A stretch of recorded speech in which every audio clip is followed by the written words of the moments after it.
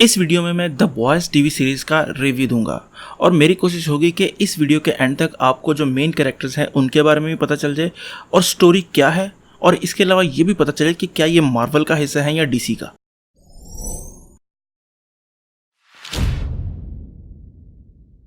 जब इस सीरीज का पहला ट्रेलर आया था तो मुझे ऐसा लगा था कि जो टीम है सुपर हीरोज की उसका नाम है द बॉयज। फिर मैंने सोचा कि यार उसमें तो एक लड़की भी है तो उसका नाम द बॉयज क्यों है सिर्फ। खैर उसके बाद ये नज़रों से थोड़ा सा दूर हो गया और बाद में जब ये रिलीज हुआ तब मुझे आइडिया हुआ कि ये जो बॉयज हैं ये तो हैं ही कोई और। अभी मुझे पता है कि बहुत से लोगों ने जिन्होंने टीवी सीरीज नहीं देखी वो भी ये वीडियो देख रहे हैं, तो मैं इनको थोड़ा सा स्टोरी को एक्सप्लेन करता हूँ। बेसिकली ऐसा है कि आपने जो सुपर हीरोज देखे हैं वो इंडिपेंडेंट काम करते हैं, उनके अपनी अपनी टीम्स हैं, लेकिन यही सुपर हीरोज अगर किसी कॉर्पोरेशन के अंडर काम करते तो कैसा होता। तो ये सीरीज इसी के बारे में है। अब जब जाहिर सी बात है कि एक बंदा एक कॉर्पोरेशन के अंडर काम कर रहा है, उसे पैसा मिल रहा है, फेम मिल रही है, तो उसका जो मिजाज है वो थोड़ा सा बिगड़ना शुरू होता है। तो इन सुपर हीरो के साथ भी ऐसा ही है कि ये थोड़े से अकड़ू किस्म के हैं। यानी कि जैसा टीवी में होता है ना कि जो एक्टर है वो मूवी में कुछ और है, लेकिन अगर हम उसकी असली ज़िंदगी को देखें तो वो कुछ और होता है। सेम ऐसा, यानी कि सुपर हीरोज जो हैं वो दुनिया के सामने तो कुछ और हैं लेकिन अंदर से वो कुछ और हैं। तो होता ये है कि एक सुपर हीरो जिसका नाम है ए ट्रेन, वो बिल्कुल फ्लैश की तरह का कैरेक्टर है। खैर उसके बारे में भी बाद में बात करते हैं। तो वो तेज़ भागता हुआ एक बंदे की गर्लफ्रेंड के अंदर से गुजर जाता है, मतलब उसको चीर फाड़ कर देता है, और बाद में जो विक्टिम है उन्हीं को ब्लेम करता है कि उसकी गलती है कि वो मेरे रास्ते में आ गई। तो उसका जो बॉयफ्रेंड है वो बदला लेने की ठानता है, और फिर साथ में उसके 2-4 कैरेक्टर्स और मिलते हैं जो मिलकर इन सुपर हीरोज की बैंड बजाते हैं।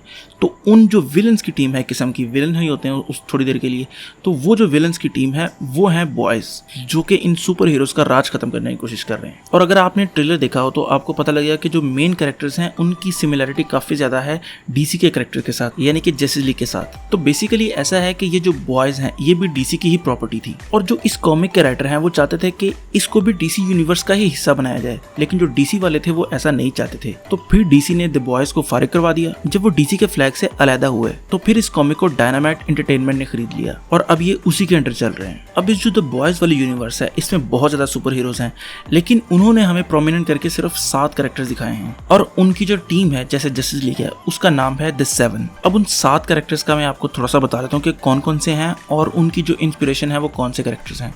सबसे पहला है होमलैंडर का कैरेक्टर, जो कि बेसिकली सुपरमैन और कैप्टन अमेरिका को उन्होंने एक किस्म का कंबाइन किया हुआ है।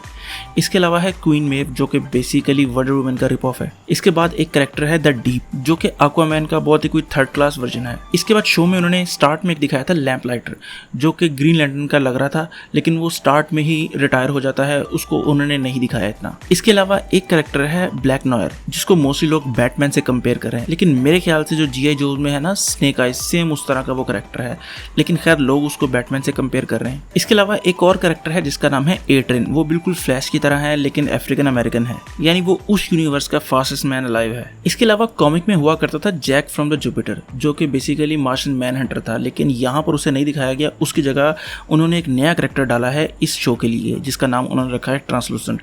ट्रांसलूसेंट की बॉडी जो है वो डायमंड की तरह है, यानी कि उसके अंदर कोई चीज़ पेनिट्रेट नहीं कर सकती, और उस कैरेक्टर को उन्होंने थोड़ा सा घटिया किस्म का बनाया है कि वो इनविजिबल हो सकता है जब वो कपड़े उतार लेता है, और वो कपड़े उतार कर लेडीज जो है वो वॉशरूम उन्हीं में खड़ा रहता है। खैर वो अगर आप शो देखेंगे तो आपको ज़्यादा डिटेल में पता चल जाएगा। इसके अलावा जैसे मैंने बताया कि लैम्प लाइटर रिटायर हो गया, तो उसकी जगह उन्होंने 7वां बंदा हायर करना था, तो उसके लिए उन्होंने एक नई लड़की हायर की जिसका नाम है स्टारलाइट, जो कि सुपर गर्ल या आप पावर गर्ल कह लें उसकी तरह का कैरेक्टर है। अब आप में से बहुत से लोग ये भी सोच रहे होंगे कि ये सारे कैरेक्टर तो जस्टिस लीग से मिलते जुलते हैं, क्या कोई अवेंजर्स वाला कैरेक्टर भी है?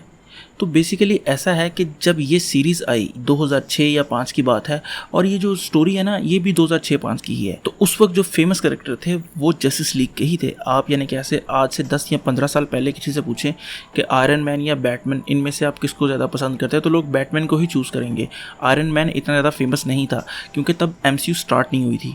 जैसे ही MCU स्टार्ट हुई फिर आयरन मैन, लोग, थॉर और कैप्टन अमेरिका सबके फ़ैन बनना शुरू हो गए। और ये जो मैं बात कर रहा हूँ ये आम पब्लिक की बात कर रहा हूँ, कॉमिक रीडर्स की बात नहीं कर रहा। लेकिन ऐसा भी नहीं है कि इसमें जो है मार्वल के कैरेक्टर्स नहीं है, वो भी हैं। उनके मैं नाम गिनवा देता हूँ और बता देता हूँ कि वो किससे इंस्पायर्ड हैं। एक कैरेक्टर है जिसका नाम है स्टॉर्मफ्रंट, जो कि बिल्कुल थॉर जैसा है। एक का नाम है सोल्जर बॉय, जो कि कैप्टन अमेरिका जैसा है। एक का नाम है स्वेटो, जो एंटमैन जैसा है। एक है टेक नाइट, जो कि आयरन मैन है। इसके अलावा एक ग्राउंड हॉक है जो कि वुल्वरीन की तरह है। इसके अलावा 5 जो साइक्लॉप्स की तरह है। और भी बहुत ज़्यादा कैरेक्टर हैं जो कि डीसी या मार्वल से मिला के बनाए गए हैं। खैर ये तो बात होगी कि कैरेक्टर्स कौन से हैं और स्टोरी क्या है। मैं आप लोगों को अब परफॉर्मेंसेस की बात बता देता हूँ कि इसमें एक्टर्स की परफॉर्मेंसेस कैसी हैं।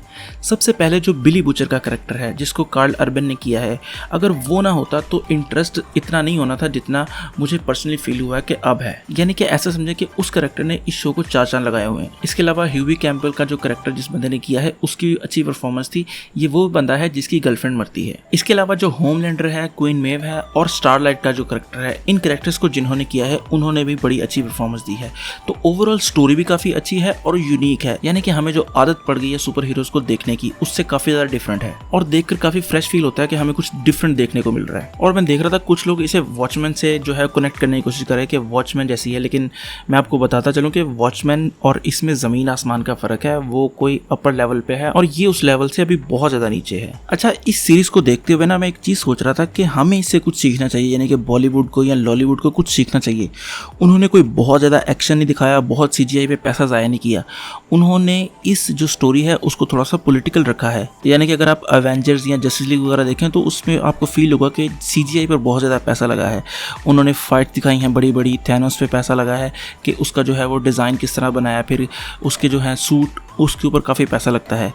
लेकिन इन्होंने काफ़ी चीज़ों को बेसिक रखा है और ज़्यादा जो स्टोरी है उसके ऊपर फोकस किया है। तो अगर बॉलीवुड या लॉलीवुड अगर मूवी बनाना चाहता है सुपर हीरो तो वो इस चीज़ पर फोकस करे बनिस्बत इस चीज़ पे कि बहुत बड़ी बड़ी फाइट्स दिखाए। तो ओवरऑल ये शो बहुत ज़्यादा अच्छा है और मुझे पर्सनली ऐसा फील हुआ कि एक दो चीज़ें ना भी होती तो उससे कोई फ़र्क नहीं पड़ना था और मैं बहुत ज़्यादा कोई हैवी एंडिंग एक्सपेक्ट कर रहा था।